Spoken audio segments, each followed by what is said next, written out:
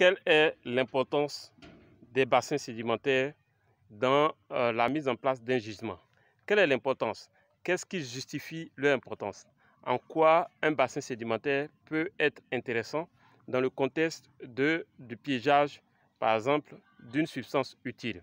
Nous sommes toujours dans la série de vidéos portant sur les ressources minérales des bassins sédimentaires. Alors, notez que par définition,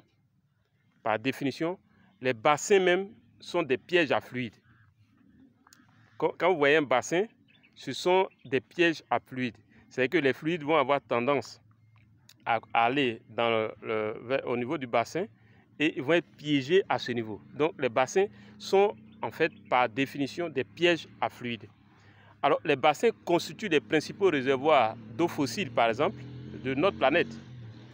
La plupart des eaux fossiles qu'on trouve sur notre planète se trouvent dans les bassins sédimentaires, généralement. Alors, notez aussi que, à ce titre, le fait que ce sont les réservoirs des eaux fossiles, ce sont dès leur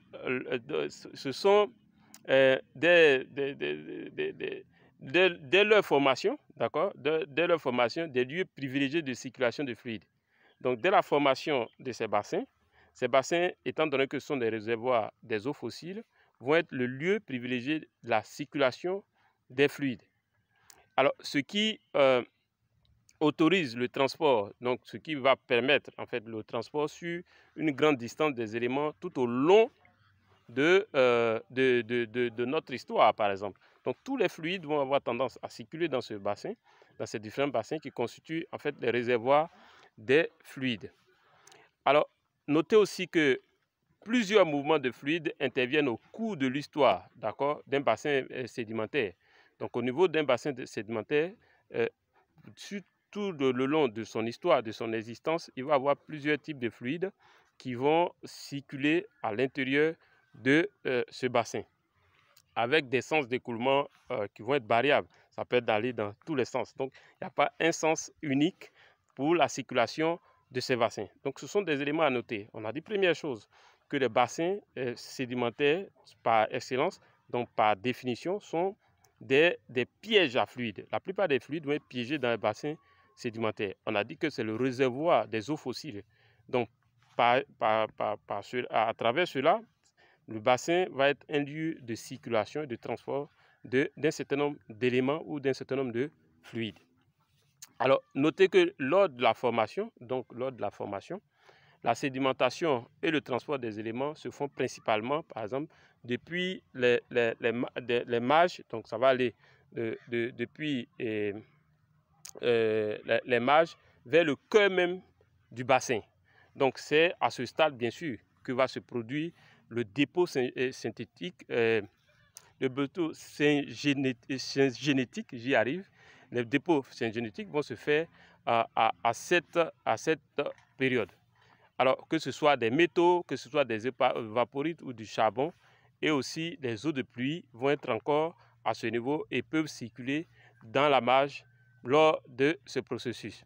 Alors, donc, je me résume rapidement et notez que lors de la formation du bassin, la sédimentation et le transport des éléments vont principalement se faire des marges vers le cœur du bassin.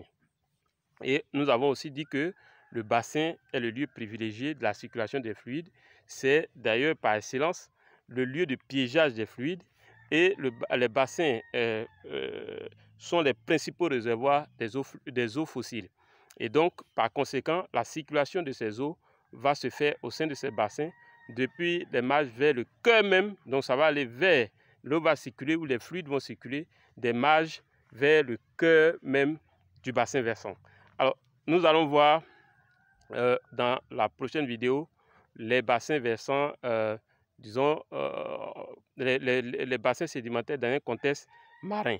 On va voir le contexte marin, donc le milieu, disons, marin, et ce qui se passe. On va donner quelques définitions, quelques informations qui vont expliquer le piégeage des ressources minérales. Si cette vidéo vous a plu, on se retrouve dans une autre vidéo.